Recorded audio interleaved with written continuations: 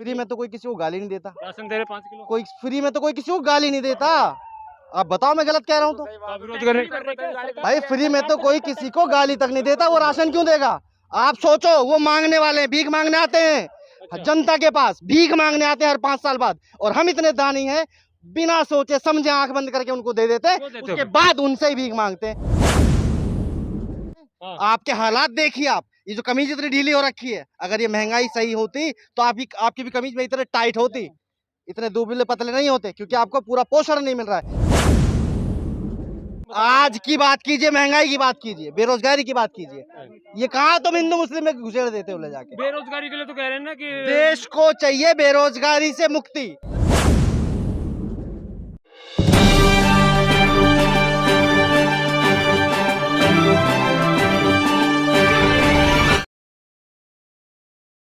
आज हम मौजूद हैं दिल्ली के जंतर मंतर पे। कुछ युवा हमारे साथ हैं, इन्हीं से बात करेंगे। भैया आपसे जानना चाहेंगे, देश में बढ़ रही महंगाई को आप किस प्रकार देखते हैं? देखो, महंगाई को आप किस प्रकार देखते हैं, ये सवाल बड़ा पेचीदा है। पेचीदा है कहने का मतलब है कि भाई अब डिपेंड करता है कि आपका नज़रिया क्या है महंगाई को देखने का। जिसकी इनकम अच्छी है उसके लिए कोई महंगाई नहीं है, लेकिन गरीब के लिए, मजदूर के लिए, लोअर मिडिल क्लास के लिए और मिडिल क्लास के लिए, इनके लिए तो महंगाई है। हर चीज़ के रोज़ रोज़ रेट बढ़ रहे हैं, पेट्रोल, डीजल, खाने पीने का सामान। देश हित में सरकार तो कुछ भी कही, वो तो सत्ता में बैठी है, वो तो कुछ भी कहेगी, उसका क्या है, उनके पास तो सत्ता है, वो तो कुछ भी बोल सकती है। डंका भी बताना है ना, महंगाई बढ़ा के विश्व में डंका। हाँ, देखा मैंने डंका विदेश में जाके। उस दिन मोदी जी ने परसों तरसों क्या किया है, देखा मैंने विदेश में कैसे डंका बजा था। बता देंगे क्या किया? अब वो टाइट होके निकले थे अंदर से, वो मीडिया वालों से बात कर रहे थे, गोदी मीडिया से, आपको अंदर नहीं आने दिया। अरे आप यहाँ खड़े हैं। अच्छी बात है ना कि पहली बार मीडिया के सामने आगे प्रधानमंत्री। मीडिया के सामने तो रोज ही आते हैं वो, उनके अलावा काम क्या उनको? मीडिया को और मन की बात करने के अलावा और मीडिया में आने के अलावा काम क्या उनके पास? अब बताओ क्या काम कर रहे हैं देश हित में? देश में तमाम मुद्दे हैं, चाहे महंगाई ले लो, महंगाई पे कोई नहीं बोल रहा, रोजगार पे कोई नहीं बोल रहा, अजान वर्सेज हनुमान चालीसा, हिंदू वर्सेज मुसलमान। देखो, ये जो ना है ना कि ये भाजपा की और आरएसएस की ये शुरू से नीति रही है और इनकी रणनीति रही है कि जब लोगों का ध्यान जो है असली मुद्दों से हटाना है तो इनको दूसरों के फालतू के मुद्दों में लगा दो। फालतू मुद्दे कहाँ? ये फालतू मुद्दा ये है, हिंदू मुस्लिम, अजान, मंदिर, हनुमान मंदिर, ये क्या है? ये इससे क्या मतलब है? एक बात तो इससे आपको और मुझे क्या फर्क पड़ने वाला है? देश में मैं कह रहा हूँ कि खतरे में बता रहे हैं ना, हिंदुओं को खतरे से बाहर निकालना है। अरे मतलब देश की आज़ादी को 70 साल हो गए, अभी तक जितने भी मतलब प्रधानमंत्री रहे, राष्ट्रपति रहे, गृह मंत्री रहे, शायद 99% हिंदू ही रहे हैं। देश के सभी राज्यों के जो हमारे पुलिस कमिश्नर हैं, आईजी हैं, पहले उनके लिए बोलने वाला कोर्ट के जज हैं, पहले उनके लिए बोलने वाला उनके लिए बोलते थे। कौन नहीं बोलता था उनके लिए? बताओ। बोलने वाली सरकार आ गई, उससे आपको दिक्कत है? पहले भी उनके लिए बोलते थे। पहले ये था कि पहले जो थे सत्ता में या राज्यों में, वो सबके लिए बोलते थे। ये सिर्फ एक कम्युनिटी विशेष के लिए बोलते हैं, इसलिए उनको लगता है कि ये हमारे लिए बोल रहे हैं। पहले वाले जो थे वो सबके लिए बोलते थे, सबको साथ लेके चलते थे। आप देखिए, अब मैं इससे पहले की बात करता हूँ कि एक समय था जब हमारे देश के जो प्रधानमंत्री थे वो एक सिख समाज से व्यक्ति मनमोहन सिंह जी थे, ठीक है ना। उस समय हमारे जो राष्ट्रपति थे वो कलाम साहब थे और वो मुस्लिम समाज से थे। तब हिंदू खतरे में नहीं था, लेकिन अब जब सारे मतलब मंत्री सारे इनके जो हैं केंद्रीय मंत्री वो हिंदू हैं, सुप्रीम कोर्ट के जज सारे हिंदू हैं, बड़े मीडिया चैनल्स के मालिक हिंदू हैं, और सारे जितने भी राज्य हैं उनके आईजी हिंदू हैं, गवर्नर हिंदू हैं, तो साला फिर देश हिंदू खतरे में कैसे आ गया? खतरे में कुछ इस प्रकार से बता रहे हैं, चाहे राजस्थान की घटना देख लो, चाहे मध्य प्रदेश की घटना देख लो, जहाँ भी भगवा यात्रा या शोभा यात्रा निकाली जाती है, उनकी पत्थरबाजी होती है। वो पत्थरबाजी होती थोड़ी, वो तो करवाई जाती है। इन्हीं के लोग पत्थर मारते हैं और फिर बदनाम करते हैं दूसरों को। विशेष के लोग करते हैं, धर्म विशेष के, एक कम्युनिटी विशेष के लोग करते हैं, धर्म विशेष के लोग नहीं करते, इन्हीं के आरएसएस के लोग ही करते हैं। अच्छा, बिल्कुल यही करते हैं और पत्थरबाजी करते हैं। आरएसएस से बिल्कुल नफरत है। वो जो देश को टुकड़े करने की फुल फॉर्म बताए ना आपको क्या है? ये तो राष्ट्रीय सीक्रेट सर्विस। कैसे मतलब? Royal secret service. इतिहास को पढ़ के आइए, जान के आइए। आप पत्रकार हैं, आपको ये सवाल शोभा नहीं देता आरएसएस की फुल फॉर्म बताइए? यही आपके ज्ञान का स्तर है? आरएसएस पे बार-बार आरोप लगा रहे थे, उनकी full form RSS royal secret service है। कैसे है? पहले के जमाने से चला रहा। आप जाइए, इतिहास पढ़िए आजादी से पहले। आज की बात कीजिए, महंगाई की बात कीजिए, बेरोजगारी की बात कीजिए, ये कहाँ तुम हिंदू मुस्लिम में घुसेड़ देते हो ले जाके? बेरोजगारी के लिए तो कह रहे हैं ना कि देश को चाहिए बेरोजगारी से मुक्ति। अच्छा। महंगाई से मुक्ति हटा उखाड़ के फेंक देगी महंगाई को। ये देश की जनता उखाड़ के फेंक देगी सरकार को। देश हित में बता रहे हैं, देश हित में महंगाई देश हित में। आपके हालात देखिए आप, ये जो कमीज इतनी ढीली हो रखी है, अगर ये महंगाई सही होती तो आपकी भी कमीज में इतने टाइट होती, इतने दुबले पतले नहीं होते, क्योंकि आपको पूरा पोषण नहीं मिल रहा है, खाने के लिए भोजन नहीं मिल रहा है। इतने कम राशन दे रहे, 5 किलो राशन दे रहे, क्या दे रहा है? राशन दे रहे, फ्री राशन, कौन दे रहा है? फ्री गैस सिलेंडर दे फ्री दिए, में तो कोई किसी को गाली नहीं देता, राशन दे रहे 5 किलो। कोई फ्री में तो कोई किसी को गाली नहीं देता। आप बताओ मैं गलत कह रहा हूँ तो? तो आप विरोध कर रहे हैं। भाई फ्री में तो कोई किसी को गाली तक नहीं देता, वो राशन क्यों देगा?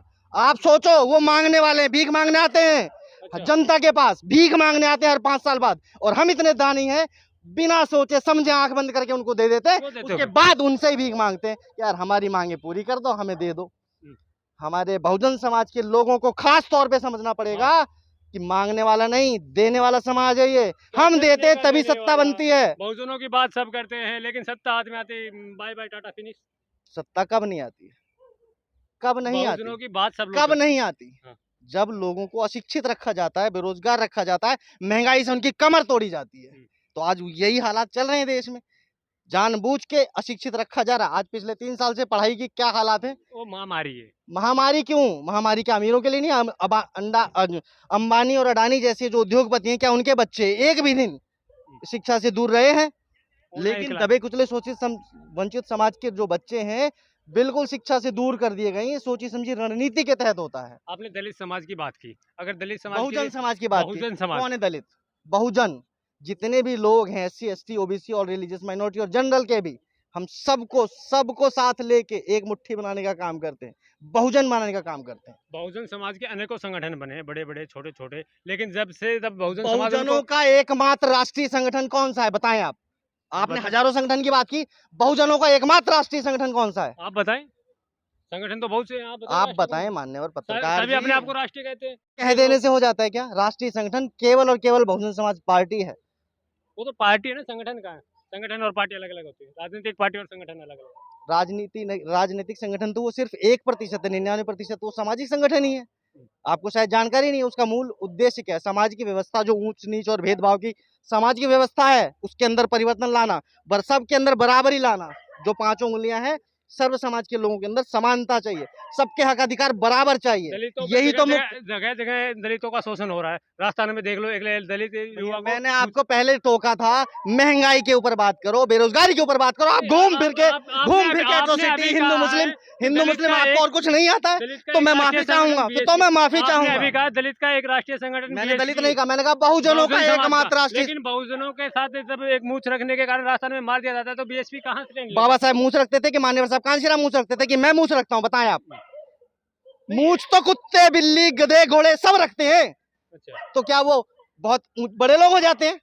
नहीं, बड़े लोग मूछ और ना मूछ रखने के कारण किसी व्यक्ति को इन फालतू के मुद्दों में मत उलझाइए। बहुजन समाज आज जाग रहा है, वो अपने हक अधिकार छीन रहा है, मांग नहीं रहा है, छीन रहा है। कहाँ छीन रहा है? वो उन्हीं को वोट देता है। कहाँ छीन रहा है? किन को वोट देता है? जब अंबेडकर जयंती आती है तब तो कहते हैं कि हम छीन रहे हैं, सबको समझ में मांग रहे हैं। केवल अप्रैल महीने में बहुजन समाज ने कहाँ वोट दिया? आप उसका सबूत बता सकते हैं? कहाँ दिया? क्योंकि सबने बीएसपी को वोट दिया है, लेकिन ईवीएम जब तक ये ईवीएम रहेगी, सत्ता शासन हमारे हाथ में नहीं रहेगी। आपका जो विपक्ष है वो तो आरोप लगाता है कि बीएसपी ने कहीं ना कहीं इनडायरेक्टली भाजपा को सपोर्ट किया, बहन जी ने।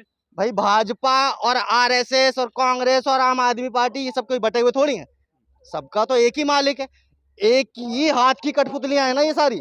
अच्छा, ये सारी एक ही हाथ की कठपुतलियां हैं। कौन सा? कभी वो आम आदमी पार्टी को खींच देते हैं, उसको बना देते हैं सत्ता में, कभी बीजेपी को बना देते हैं तो उसकी सत्ता स्थापित हो जाती है, कभी वो कांग्रेस को खड़ा कर देते हैं, लेकिन बीएसपी को हाथी को नहीं खड़ा होने देते। क्यों? यही तो समझाने वाली बात है, यही तो समझने वाली बात है। खड़े तो हुए, कहाँ खड़े हुए? कहाँ पे खड़े हुए? सरकार कब खड़े हुए थे? कब खड़े हुए थे? 4 साल 2007 से 2012 में आखिरी बार, 10 साल पहले, 4 साल नहीं 10 साल पहले। मान्यवर पत्रकार जी, आप अपना थोड़ा सा ज्ञान बढ़ाइए। 4 बार लगता सरकार है ना, 4 बार लगातार। फिर अपना अब कैसी बातें कर रहे हैं? मतलब क्या मानसिक रूप से सही हैं आप? 4 बार लगातार बीएसपी की सरकार अगर बन जाती तो भारत का पूरा नक्शा बदल जाता। भारत का पूरा नक्शा बदल जाता। यूपी का कौन सा नक्शा बदल दिया? यूपी का नक्शा क्या नहीं बदल दिया? नोएडा से लेके लखनऊ तक आप जाके देखो, उत्तर प्रदेश का ये इसी हालात में था। मैंने देखा है, सन 80 के पैदाइश हूँ, मैंने सन 80 के बाद से लगातार उत्तर प्रदेश। वो कह रहे हैं केवल हाथी की मूर्ति। हाथी नहीं, मान सम्मान स्वाभिमान का प्रतीक है, गर्व का प्रतीक है। अभी आपको जानकारी नहीं है, ना कोई दमदार आदमी उसको बताता है। वो हाथी नहीं है, सभी दबे कुचले शोषित वंचित समाज के लोगों के लिए मान सम्मान और स्वाभिमान का प्रतीक है वो हाथी। लखनऊ से लेके और नोएडा तक जो गंगा यमुना, सुनिए मेरी बात, गंगा एक्सप्रेस वे किसने बनाया, यमुना एक्सप्रेस वे किसने बनाया, नोएडा एक्सप्रेस वे किसने बनाया, गौतम बुद्ध यूनिवर्सिटी किसने बनाई, बुद्ध इंटरनेशनल सर्किट किसने बनाया, ऐसे लाखों काम गिनवा दूंगा कहते मैं। हमने बनवाए किसने? सपा, सपा ने क्या बनवाया है? ये जो आपने नाम छत्रपति साहू जी महाराज के नाम पर जो जिला था वो हटवाया, मान्यवर साहब कांशी राम के नाम पर जो कुछ था वो हटवाया। जितने बाबा साहब अंबेडकर के केवल फोटो लगा देने से वो अंबेडकरवादी नहीं हो जाते हैं। ये चीज समाजवादी पार्टी सब भाजपा से मिले हुए, और मैंने अभी आपको क्या बताया, आरएसएस ऐसा एक मुट्ठी है जिसकी उंगलियों में एक एक डोर बंधी हुई है। जितने भी विरोधी हैं, विपक्ष जिसको आप मानते हो, विपक्ष नहीं है, वो सब आरएसएस की डोर पे नाचने वाली कठपुतलियां हैं।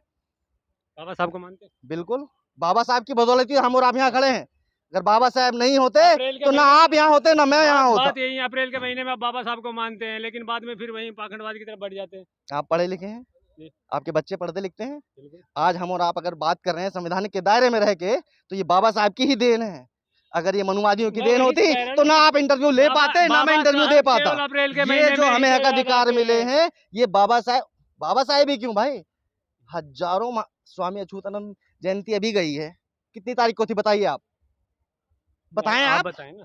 स्वामी अछूतानंद जी की अभी जयंती गई है, आप बहुत बाबा साहब कर रहे हैं। आप बताएं ना बहुजन महापुरुषों का इतिहास, आप बताएं मुझे। नहीं कर रहा हूँ मैं, ये कह रहा हूं कि नहीं बता पाएंगे। मैं विरोध नहीं कर रहा हूँ, मैं बाबा साहेब को मानता हूँ, बाबा साहेब की मानता हूँ। बाबा साहेब ने कहा संगठित रहो, ना कि अलग अलग संगठनों में टुकड़ों में बंटो। अलग अलग टुकड़ों में संगठन बने हुए हैं, सबको अपने आप को राष्ट्र। ये तो आप मीडिया वाले बनाते हैं। अच्छा। पूरा बहुजन समाज एकजुट है, इकट्ठा है, और अब की बार आप देखेंगे जो असर आ रहा है, जो विरोध के स्वर पूरे भारत में गूंज रहे हैं, सत्ता भी समझ रही है, भाजपा की जनता कहीं साथ नहीं है, जनता कहीं भी साथ नहीं है किसी के भी। वो तो कह रहे हैं कि मोदी अगर जनता साथ होती, उत्तर प्रदेश में दौड़ा दौड़ा के पिटाइयां होती, उनकी गाड़ियों के काफिले तोड़े जाते, तभी तो स्पष्ट बहुमत से सरकार आई है।